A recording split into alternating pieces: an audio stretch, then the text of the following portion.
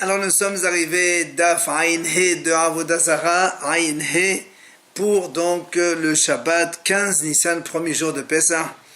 Nous sommes arrivés à la troisième ligne. Itmar, la Gemara a dit à propos donc du lavage du pressoir Goy.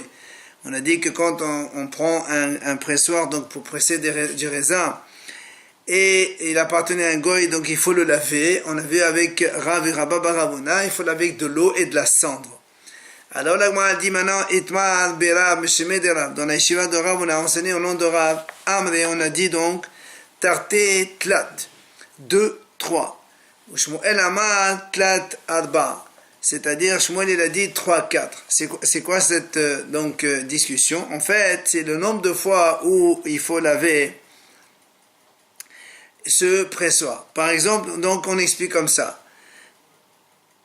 Quand Rav il a dit 2, 3, c'est-à-dire quand le pressoir est sec, il faut laver 2 fois de l'eau et après de la cendre. Maintenant, si le pressoir était humide, il faut 3 fois. Quand il est humide, on met d'abord de la cendre, après de l'eau et de nouveau de la cendre. Ça, c'est Rav qui dit 2, 3. Quand Shmuel il a dit 3, 4, c'est-à-dire quand c'est humide, 3 fois, c'est-à-dire on met de la cendre, de l'eau et de la cendre. Et quand c'est sec, Shmuel dit 4 fois, c'est-à-dire de l'eau et de la cendre, et encore de l'eau et de la cendre. Et la Gemara dit, Besura matnu hachi. C'est comme ça qu'on a enseigné à Sura. Bepomdita matnu, à Pomdita, on a enseigné autrement. On a dit comme ça, Berav amri meshime de Rav tlat arba, ou Shmuel amar arba hamesh. C'est-à-dire donc, dans la yeshiva de Pomdita, on a enseigné que selon Rav, il dit 3, 4, c'est-à-dire quand c'est sec, 3 fois de l'eau, de la cendre et de l'eau, et quand c'est humide, c'est 4 fois de la cendre et de l'eau et de la cendre et de l'eau, et selon Shmuel, 4, 5, c'est-à-dire quand c'est humide, 4 fois comme on a dit, c'est donc de la cendre et de l'eau et de la cendre et de l'eau. Mais quand c'est sec, c'est 5 fois. Quand c'est sec, on commence d'abord par de l'eau, de la cendre, de l'eau, de la cendre et de l'eau, ça fait 5 fois. Et la Gemara dit, en vérité, Vela plire, il n'y a pas de mahloket. Mor ka hashib maya batrai ou mor la ka hashib maya batrai. Donc celui qui dit 4 fois, il compte l'eau de la fin, et celui qui dit 5 fois, celui qui compte 5 fois, il compte de l'eau de la fin, et celui qui dit 4 fois, il compte pas de l'eau de la fin, puisque celui qui dit 4 fois, c'est de l'eau de la cendre, de l'eau de la cendre, et en fait, après, il faut quand même laver, mais il compte pas ce lavage, et Shmuel dit non, de l'eau de la fin aussi, on le compte, ça fait 5. Bien, le Gemara dit, on a posé la question à Rabbi Abahu, Hane Gorged de Almai Mai. La question c'est quand on va mettre des raisins pour les presser, on met une sorte de filet au-dessus pour ne pas que les raisins aient s'éparpillent à droite à gauche à cause du poids qu'on met dessus. Comment on va donc cachériser si on utilise ces filets-là d'égoïm? Amaleho Rabbi Abahu Tanito. Rabbi Abahu il leur dit, vous l'avez déjà étudié. Comment? Il dit voilà, c'est une braïta qui dit Hare, Shayu Gitav, Ubit Badav, Tmein, Uvikesha Asotan Betahora. Il dit voilà, si un homme il avait son pressoir, Gad c'est le pressoir donc de raisin, Ubit Badav, Betabat c'est le pressoir des olives, s'ils sont impurs et que le monsieur il veut les faire la pression des olives et des raisins avec tahora, comment il fait? Alors la braïta dit comme ça, Haddapin, c'est-à-dire donc la planche qu'on met au-dessus, vers Adashin, ce sont c'est le pressoir lui-même. Halloulavin, c'est le balai qu'on utilise pour ramener les choses qui se sont éparpillées. Tout cela, comment on les cachérise? Maddihan, on les lave tout simplement. Maintenant, vers Akalin, ce qu'on appelle les filets avec lesquels on attache. Shel Nesarim ou Shel Besbous. Si c'est des filets de paille ou de végétaux qui se poussent sur la terre, eh bien, on les lave comme on a dit précédemment avec de l'eau et de la cendre. Veshel Shefa, Veshel Gemi. Maintenant, si c'est avec ces filets-là, ils sont faits de crash, de la paille ou du jonc, cela absorbe beaucoup plus. La Braïta a dit, on les laisse donc pendant 12 mois sans usage, sans utilisation, et après on pourra les utiliser pour le kasher. Rabban Shimon Gamliel omer, manihan megat legat ou mebad levat. Rabban Shimon Gamliel dit tout simplement, d'un pressoir à un autre, ça marche, ils sont kasherisés. Si on l'utilise cette année pour le pressoir, on les laisse l'année prochaine, ou donc des olives ou les raisins, c'est la même chose. Alors bien la Gemara a dit dans ces cas-là c'est la même chose que 12 mois, puisque quand on presse les raisins cette année, on attend 12 mois pour l'année prochaine. C'est la même chose que le premier avait. Qu'est-ce qu'il vient dire Rabban Shimon Gamliel? La Gemara a dit en fait, la différence selon Rashba, c'est on n'attend pas 12 mois. Des fois c'est plus précoce la récolte et 11 mois peut-être c'est possible, et des fois c'est plus tardif. Alors que Tanakama il exige 12 mois précisément, Rashba dit non, on n'exige pas 12 mois, mais d'un pressoir à un autre pressoir, c'est-à-dire d'une saison à l'autre de l'année prochaine. Rabbi Yossi Omer vient Rabbi Yossi dit, c'est le taharan miyad, celui qui veut purifier immédiatement, il ne peut pas attendre. Mar'ilan bedothin, il va donc tout simplement les cachériser avec de l'eau bouillante, ou bien holtan bemesetim, ou bien il les cachérise avec de l'eau des olives qui est donc de l'eau qui est aigre. Et donc ça, c'est de l'eau dans laquelle on a fait cuire des olives, et ça fait beaucoup plus donc extirper l'impureté qu'il y a là-bas ou l'interdiction qu'il y a là-bas. Rabban Shimon Gamliel omer, Mishum Rabbi Yossi omer, de Rabban Shimon Gamliel dit, Manihan tahat sinor shemema mekalhin, ou be'ayan shemema odotfin. Il dit Rabbi Yossi, on peut aussi les mettre, c'est donc ce qu'on va purifier, donc on peut aussi utiliser un autre moyen, c'est par exemple les mettre sous donc sinon que de l'eau écoule de façon permanente, ou bien un mayan, donc une source donc avec des eaux vives qui donc elles coulent vite. Alors combien de temps on va les laisser là-bas? Alors m'a dit on a c'est une période, c'est-à-dire tout de suite Agma explique c'est quoi on a une période, et l'Agma a dit que de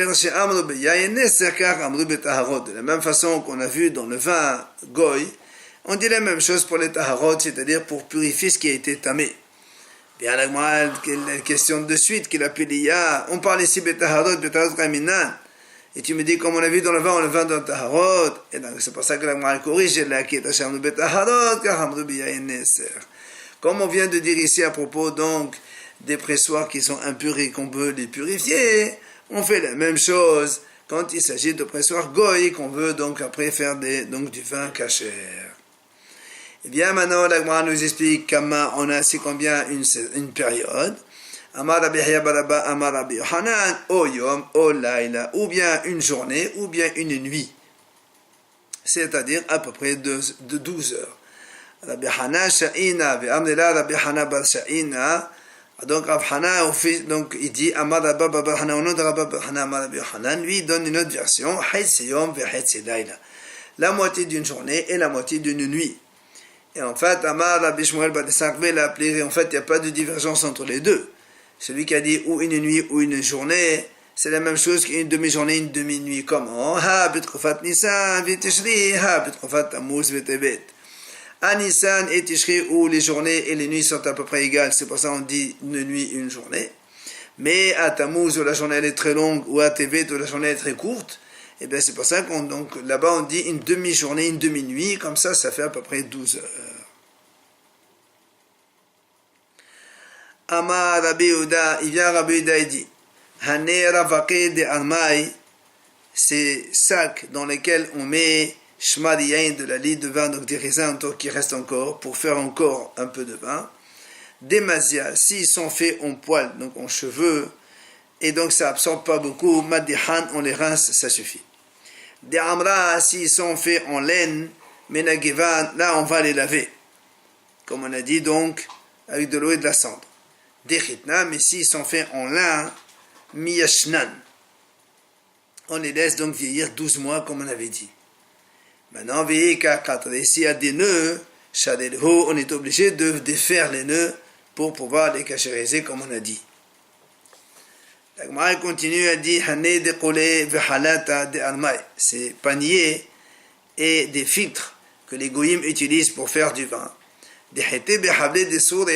S'ils sont cousus, les paniers donc ils sont tissés avec des cordes de palmier, madihan, on les rince, ça suffit.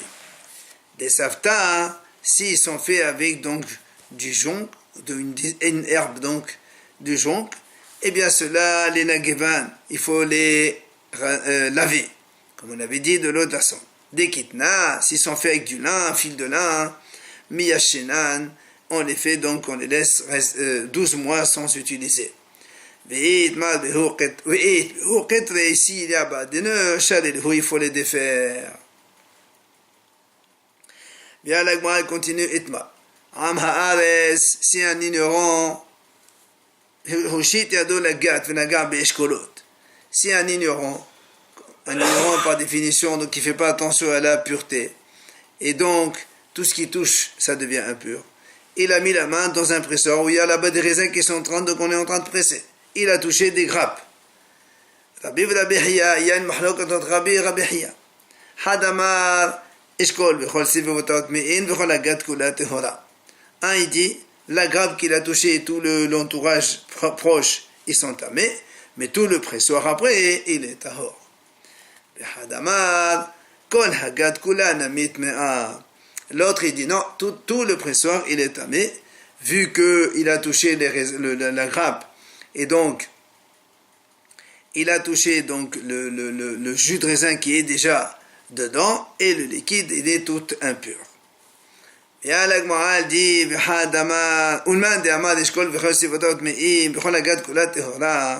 celui qui a dit seulement que la grappe, elle est impure, mais tout le reste du pressoir, c'est tahor. Maïshina, quelle est la différence avec Maïhadetnan, donc une Mishnah qui dit, dans Taharot, c'est marqué là-bas, Sheres, Shenemsa,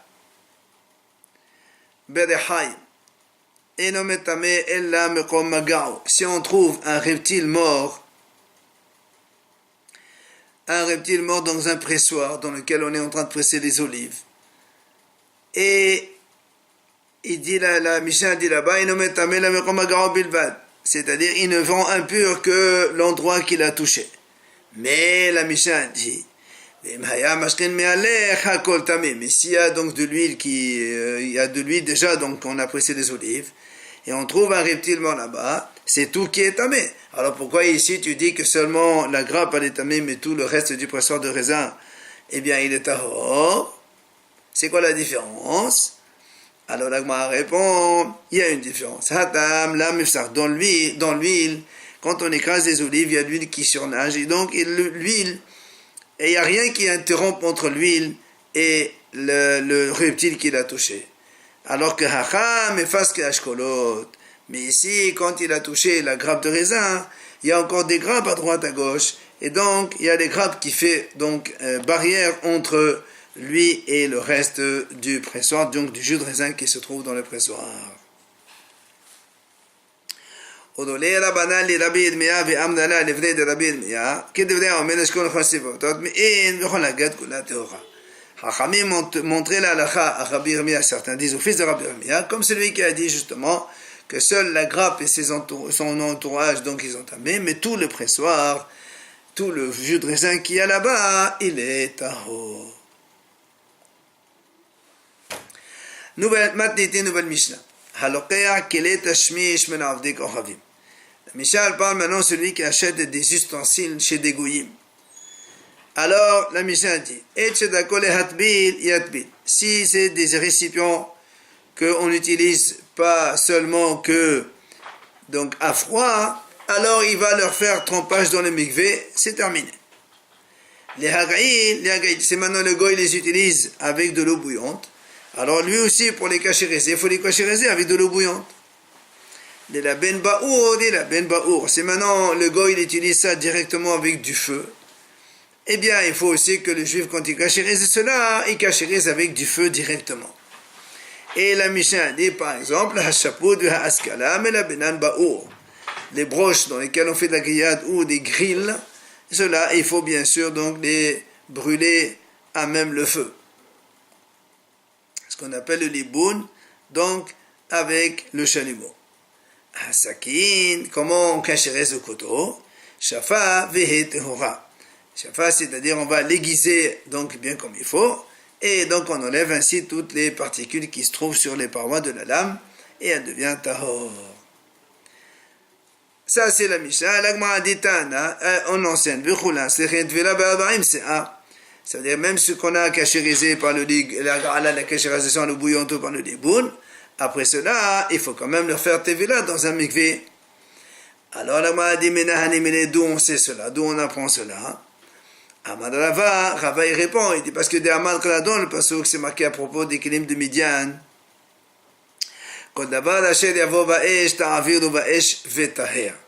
Toute chose qui est passée par le feu, la Torah dit il faut passer par le feu.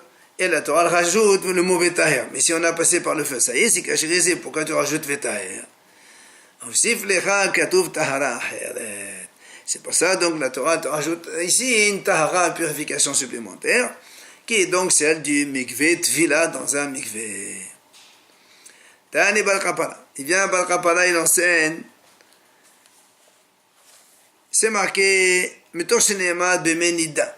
Il y a marqué la Torah a dit là-bas Bemenida V'chol Asher Lo Ach Bemenida Itchata. Bemenida Itchata, donc il faut le purifier dans de l'eau donc de Nida. Ça veut dire quoi? Shomei Ani Shesarech Hazaa Sheshiu Shvi'i. Comme donc le Menida de la vache rouge, c'est marqué là-bas, il faut 3e jour et 7e jour asperger. Ici, il a marqué Ach. Ça veut dire qu'il n'y a pas besoin ici de asperger avec les eaux de la vache rouge 3e et 7e jour. Alors pourquoi Beminida?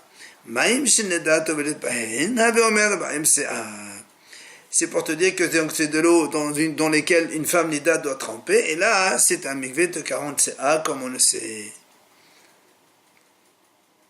Et maintenant, l'Agma dit, c'est-à-dire le mirtab betaher, mais c'est-à-dire le mirtab beminida. Pourquoi on a besoin de 2 enseignements? 2 psukim pour nous dire qu'il faut faire tefila dans le mikvé. Elle dit non, c'est indispensable tous les 2. Pourquoi? Et kata betaher, si on marque seulement betaher, hava amina betaher kodeu. C'est-à-dire tu les trempes dans de l'eau, n'importe lequel. C'est-à-dire tu n'as pas besoin d'un mikvé. C'est pour ça, Katav Dahamana Bemenida. C'est pour ça qu'on a écrit Bemenida comme quand on exige un mikvé caché pour une femme nida, mikvé 40 serres. Maintenant, Katav Dahamana Bemenida, si on marque Bemenida, il faut donc que l'attendre que le soleil se couche, même après le mikvé, si on l'a fait de l'après-midi, il faut attendre la tombée de la nuit. C'est pour ça que la Torah l'a marqué betaher. C'est pour dire non, dès que tu l'as tombé, ces kilim là, dans le mikvé, ils sont immédiatement tahori, tu peux les utiliser. Tu n'as pas besoin d'attendre la tombée de la nuit. Amar Rav Nachman Amar Rabba Balavu Afelo kilim hadashim b'mashma. Il dit, de là on apprend que même les ustensiles neufs que le goy n'a jamais utilisés, il faut aussi les tremper dans le mikvé. Pourquoi?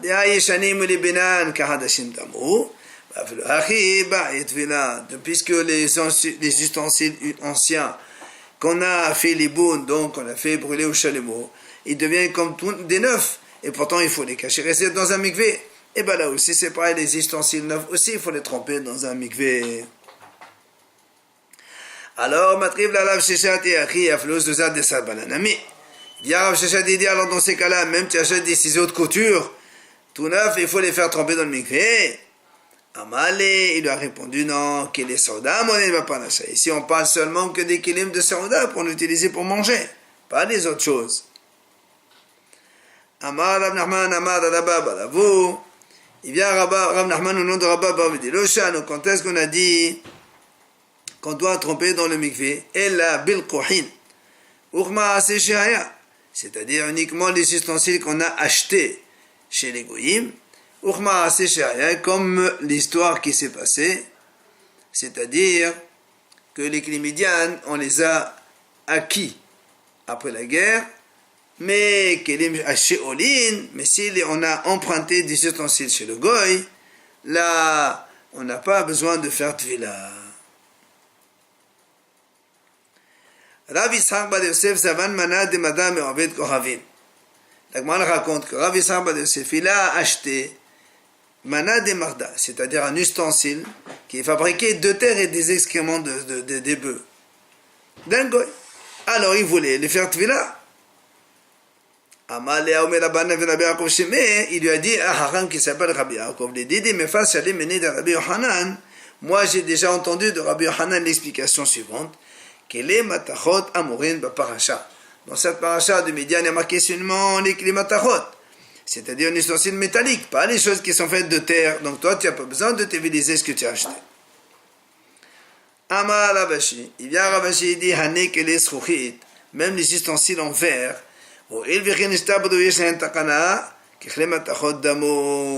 puisque s'ils se cassent, on peut les réparer, on les remet donc comme avant, alors ils ont le statut de clé métallique et donc il faut les téviliser.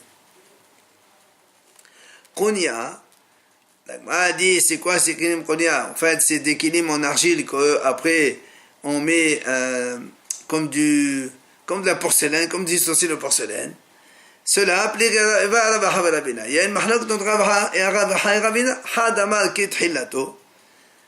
C'est-à-dire, comme au début c'est de l'argile, donc on n'a pas besoin de le téviliser. Hadamar kesofo. Et l'autre dit non, comme à la fin, puisqu'on a enduit d'une couche de porcelaine là-bas, alors c'est comme métallique, il faut le téviliser. Vercheta kesofo. Et la dit c'est comme la fin. C'est-à-dire, il faut le téviliser. L'agma dit, on pose une question, mashkantam.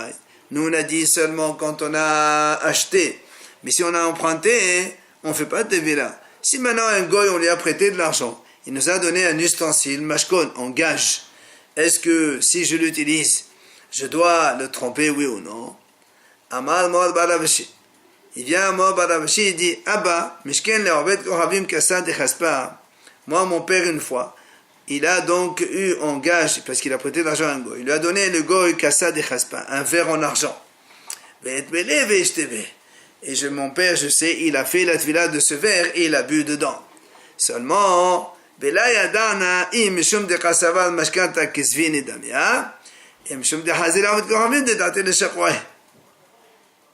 dit, mais seulement je ne sais pas pourquoi mon père il a tévilisé le verre, soit parce que il considère que le mashkon comme objet acheté, et donc il faut le téviliser, ou bien parce qu'il a vu que ce goy-là particulièrement, il n'avait pas l'intention de rembourser, et donc c'est pour ça comme si qu'il lui appartenait déjà. Mais si c'était un vrai mashkon, peut-être qu'il ne faut pas téviliser, donc je ne connais pas quelle est la raison. Tano Rabbanan, Hachamim enseigne, Halokeach keli kli tashmish min avdei kohavim. Si quelqu'un il achète des ustensiles donc d'un goy, devarim shelo nishtamesh behen matbilan vehen tehorin.